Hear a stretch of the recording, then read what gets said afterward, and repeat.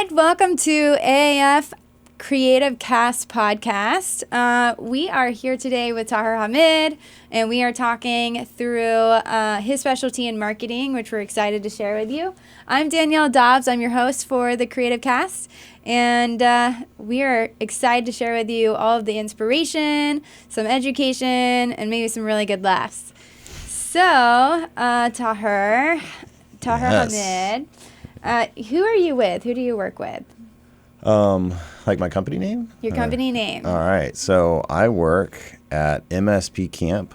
So I'm the founder of the company, and yeah, it's awesome. I love it. How long did you start that? So I was working at, the acronym MSP is Managed Service Provider. It's basically IT companies that support businesses. So I worked at an MSP for about 7.5 years. Okay. About 2 years ago into that journey, I was like, we're creating all these marketing campaigns. Mm-hmm. We only market in our local market. Mm-hmm. Why don't we put up a minimal viable product on a MemberPress website and see if it sticks? And yeah, there was an immediate need for it. So that was about 2 years ago in 20 days, it'll be 2 years. Okay, so hold on. Let's go back. So your audience that you have, that you target, they're IT companies. Yes. And then you came up with a minimum viable product that is for these IT companies, which is creative for their marketing strategy. That's exactly it. Yeah. Okay. So we used literally we built it all ourselves in-house. It was like a WordPress website. There's a plugin called MemberPress that just locks pages. Okay. That's it. So we just locked multiple pages. We had 2 membership plans, and whichever membership plan you signed up for unlocked certain pages. It was literally that simple. And we created the content back then using Design Pickle. I look back and I cringe. I'm like, we had our whole company built off Design Pickle. Anyway. And so again, minimal viable product. We put it on my OneDrive link, my personal OneDrive link. That's how I shared it out. So even if someone canceled their membership, they still had access to all the links. Wow. Yeah. I look back and I'm just like, wow, I can't believe that worked. You got to start somewhere. Yeah. And we had no budget. So I was like, well, Yeah. So it apparently took off. So if you were to say for your audience, what is the problem that you solve for your audience? I'm so glad that's the question, because that is oftentimes missed when someone tries to start a business. They just want to find a solution to things without a problem. And I was the marketing and sales leader at the MSP. Yeah. And I was either creating content or distributing content. Yeah. Marketing is content and distribution for the most part. So Yep. I would either be doing an amazing job creating content or an amazing job distributing content and then running out of content. So that was the problem. I was like, I don't have enough content. I was looking at all these content providers. I'm like, this is the most boring corporate wash content I've ever seen. And I like to go crazy. I was like, so you know what? Let's go crazy, because that's how we do marketing. And let's see if anybody else goes crazy or if they like this corporate wash. Yeah. White collar, people shaking hands, stock photos. Yeah. Right? Yeah. So the problem was my own problem. And I started building a team while I was still at Alltech. I pitched it to the owner of Alltech that this is what I was doing. He was on board, and the rest is history. So the problem was boring? Pretty much. Really so if you have boring content, that's you work in an IT company. Yeah. I think to sum it up, it would be boring. Okay. Because I think a lot of IT providers, they service businesses. And so they're like, oh, I have to be white collar. I have to create these really boring white papers that nobody's going to read. Yeah. I have to create social media content that's just we support your technology. And it's no one freaking cares. Whereas our content's a giant Chrome RAM eating monster destroying the city. Yeah. Right. And it's the prospect's oh yeah, Google Chrome does really slow down my computer. So how do you take these pain points that the business has and make them hilarious and crazy? Because that's the only way we're going to get someone to stop scrolling. Yeah. So you just hit on something, and I kind of want you to expand on it because it's really funny. When you were saying how your uniqueness, your solution was being fun and creative and catching that attention pretty much. Yeah. But you said a word, weird. Can you expand on what you mean by weird? Yeah. I mean, I think weird is good. And the way I think of weird is what is not normal. If it's not what you're used to seeing, you're being weird, and that's good. Okay. I have the perfect anecdote about this right now. 2 weeks ago, I went to a conference in Baltimore. I'm holding my own conference in 2 weeks. So this was kind of like a little bit of, or actually it was a week ago. This was a little bit of practice. Okay.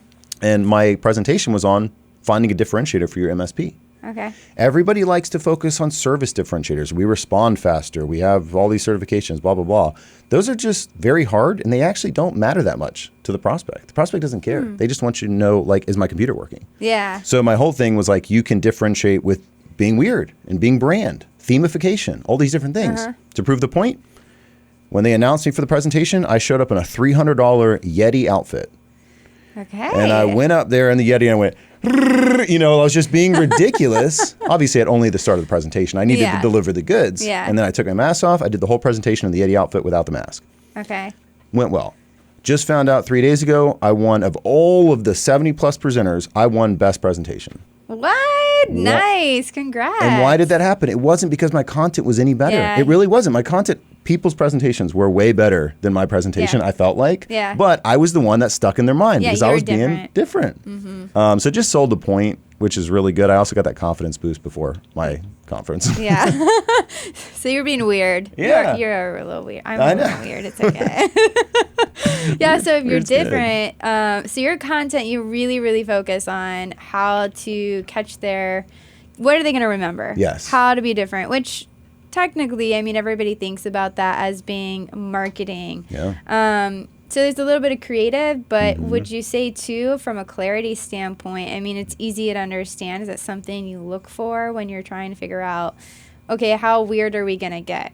Right. Well, I think that's one of the beautiful things about it being a membership website is like we post multiple things every day on there. And so we can be as weird as we want because it's up to the MSP whether they want to use that or not. Okay. So we have a full spectrum of boring because some MSPs unfortunately like that. So we publish some boring stuff. It's like, yeah, here's your quota. Normal content. Yeah, normal content package. that you want, unfortunately. And then we go all the way to like cursing in the video, right? Like really out there explicit type stuff. And it's like, then we do a censored version of that, right? And then we do everything in between. Okay. Because some MSPs, especially when they're getting started, they're like, yeah, I don't care. We'll curse in our marketing videos and you know, maybe that'll help our brand or whatever. So it's cool. It helps me be as creative as I want. I don't have to worry about a brand voice.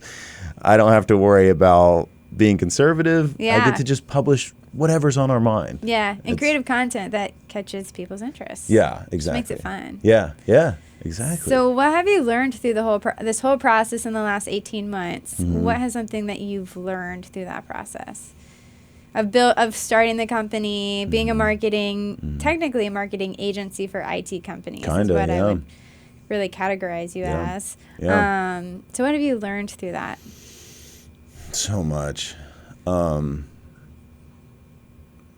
So much. I would say if I'm speaking to someone trying to launch a business or currently launching a business, I learned that you just have to focus on growth if you run the company. Like too many business owners want to get stuck in payroll and admin and whatever. And that is how you will shoot yourself in the foot. I keep all that stuff off my plate and I'm focused on either creating creative content I like or I'm growing the business. Yeah. Everything else I delegate to highly competent people. So just on the business owner side of things, like if you feel stuck, you're probably too much in the business and you need to get out of it and growing the business. Yeah. So that's like definitely I've learned the hard way this year. We launched officially as a company January 2024. So before we were just a subsidiary of Alltech. Okay. So that's a big one. The other thing is adapting like crazy. Adapting like crazy. And I mean like crazy. Like what this business looks like today, just 2 years later, we look back on where we were 2 years ago and I would laugh. If somebody launched that product, I would laugh at them.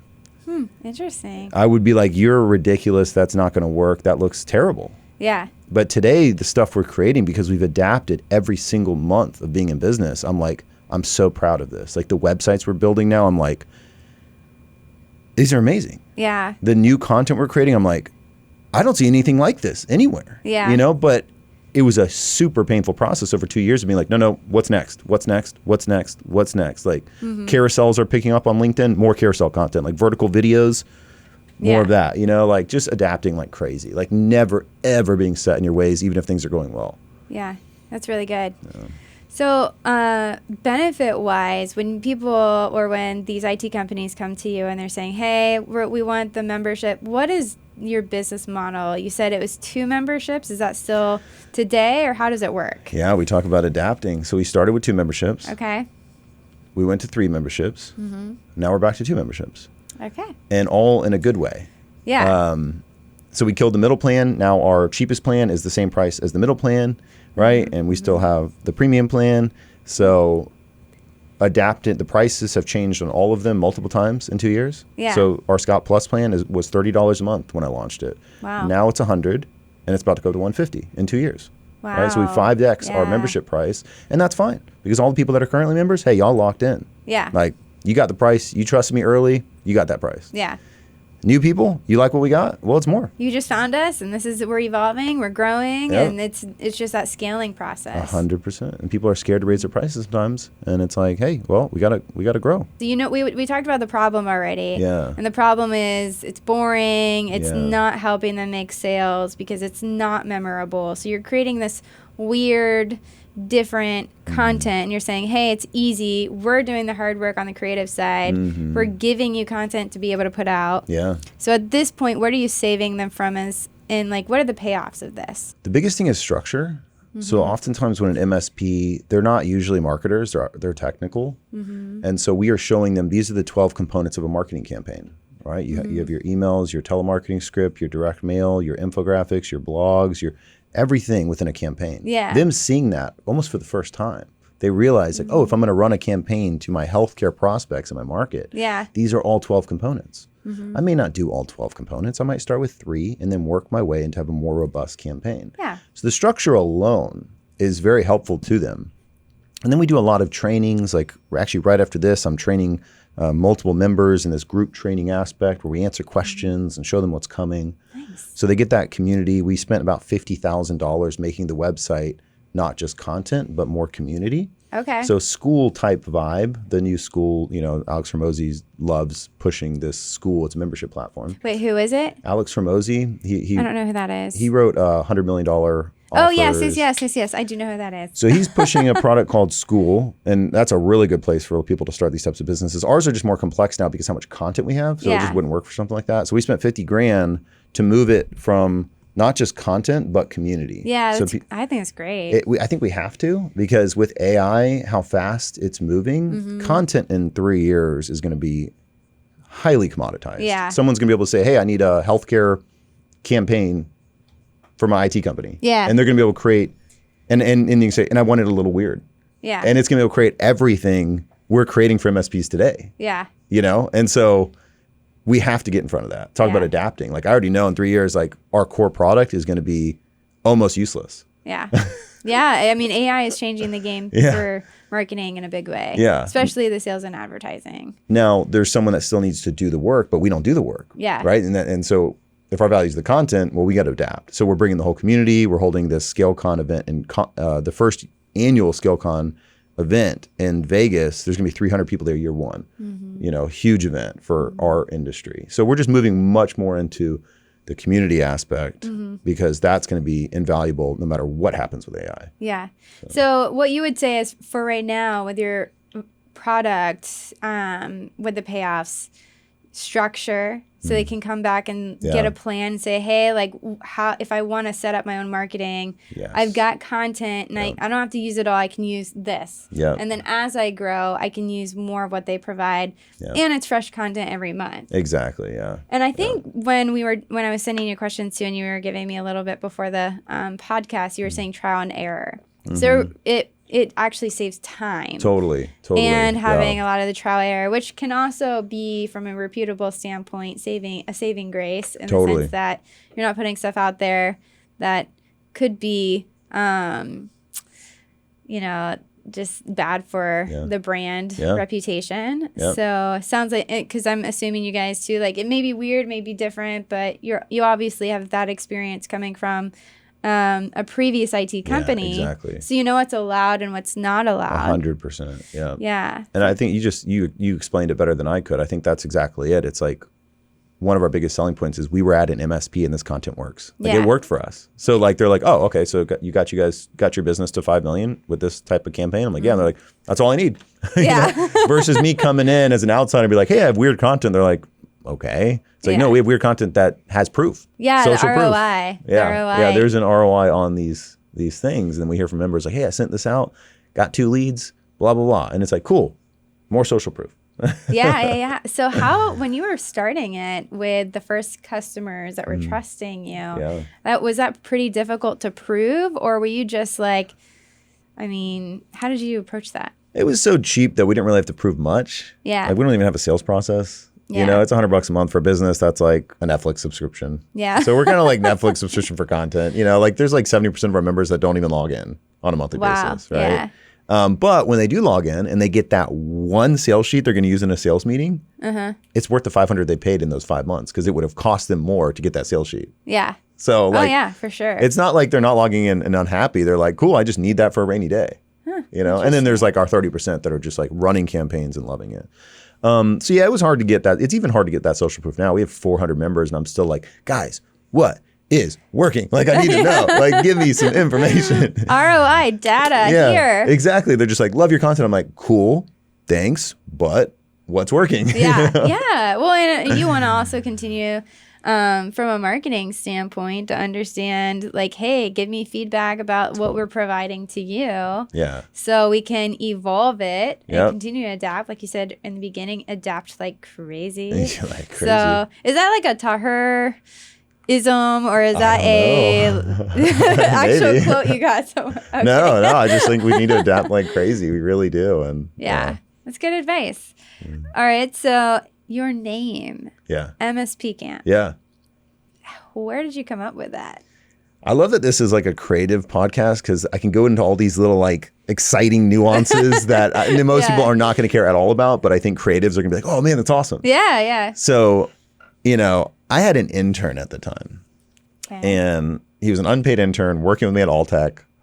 And when I was pitching him this idea, he's just like, what are you talking about? I'm like, we got to think of a name. This is what we're going to get all this. We're going to put it on a website and like, we got to think of a name for this. And so like we spent the night, I was like, tomorrow, let's all come with some ideas. Yeah. And so my idea was like MSP content machine. Super dumb, right? It's just, it says what it is. MSP is? Managed service provider. Okay, so managed service. Oh yeah, we did not talk about, so MSP-Camp is Managed Service Provider Camp. Yes, exactly. Okay. So if we say MSP in the name, like the MSP knows we're targeting them. Makes it very easy. Yeah, because I would say like I would not know what MSP stands for. Exactly. And which goes back to your audience of like this is it's a more niche. It's only niche. Only MSPs can sign up. Yeah. And we only service MSPs. So it's great because they know exactly who this is for. Okay. Yeah. And so when we run ads on Facebook, like people say, Facebook ads don't work in B2B. I'm like, oh, that's 50% of our growth. So like they do, if you can really get who you're trying to target. Right. So anyway, I was going to go with this generic, boring name and I get in there and he's like, what about MSP-Camp?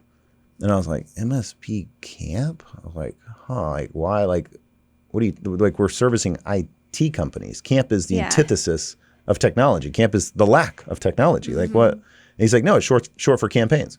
Oh, interesting. I was like, MSP campaigns. Like it's just short for campaigns. And then now we have this amazing camp theme. Yeah, I was about to say, I like the camp theme, but I did not catch the campaign portion of that. That's cool. And he had already created this little tent logo.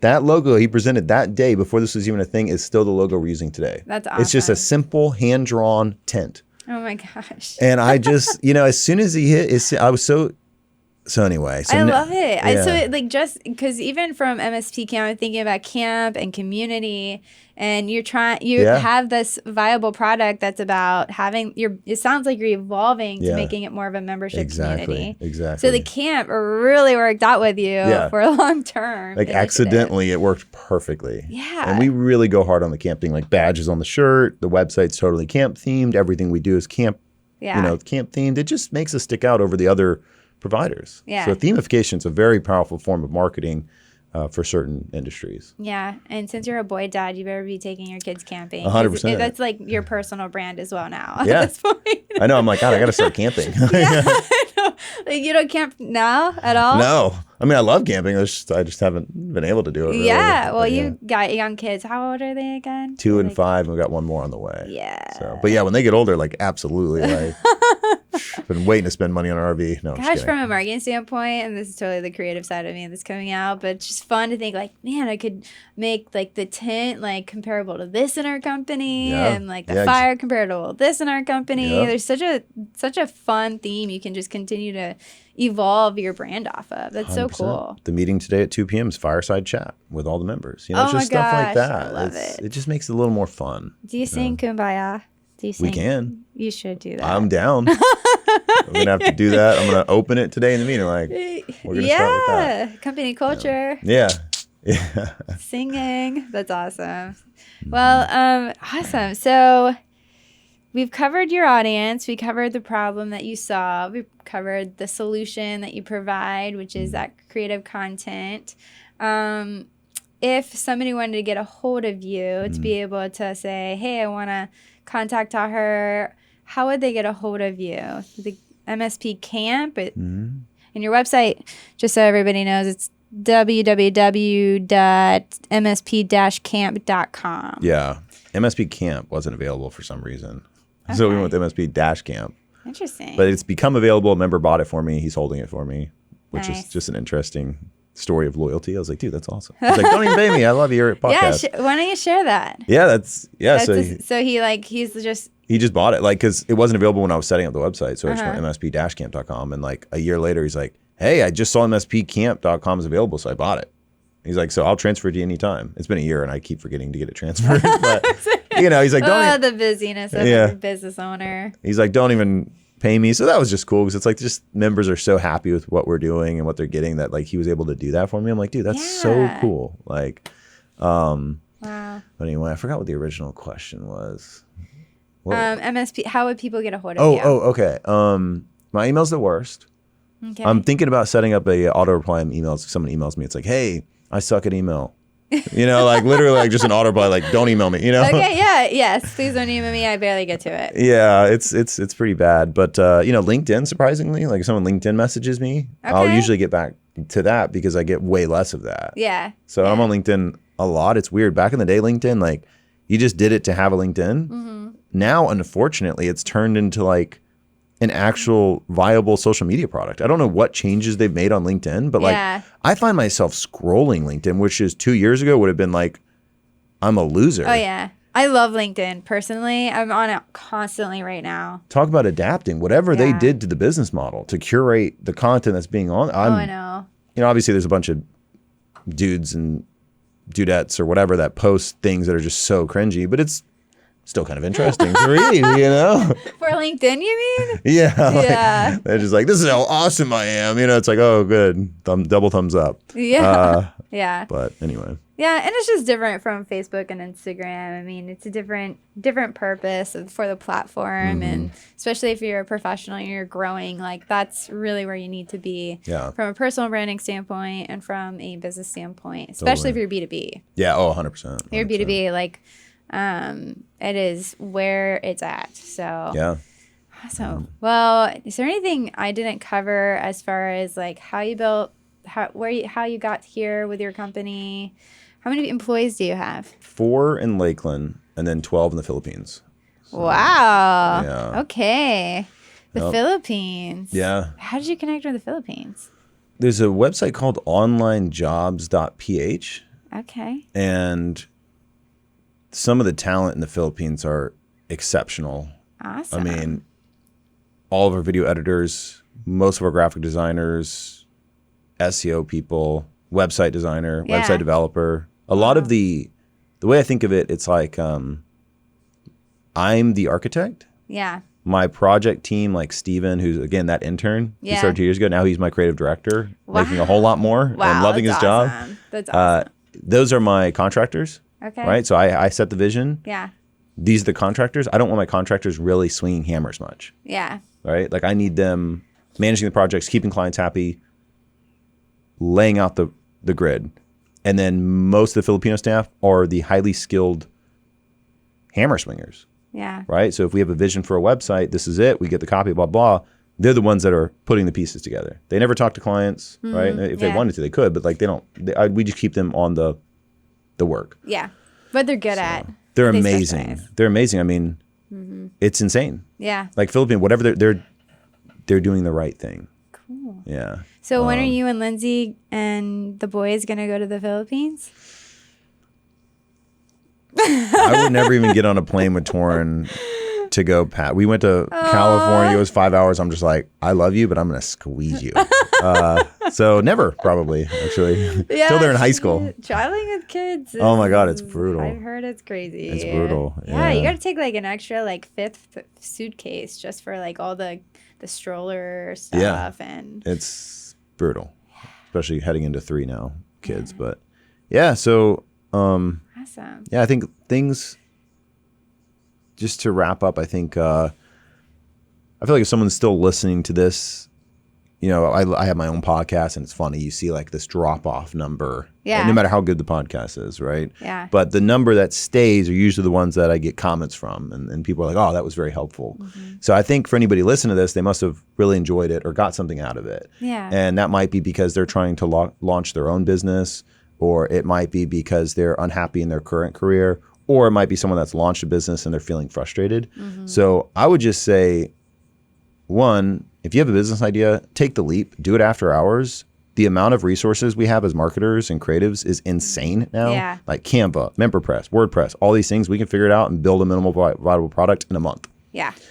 If you're unhappy with your career and you got a business idea, do it. If you're a business owner right now at a creative or an agency, just get out of the business. If you are doing payroll, if you're doing admin stuff, if you are stressed because of client stuff, you need to get out of that. Yeah. Your goal as the business owner, if you are the business owner, is to grow the business and make sure you stay in front of the changes. That should be it.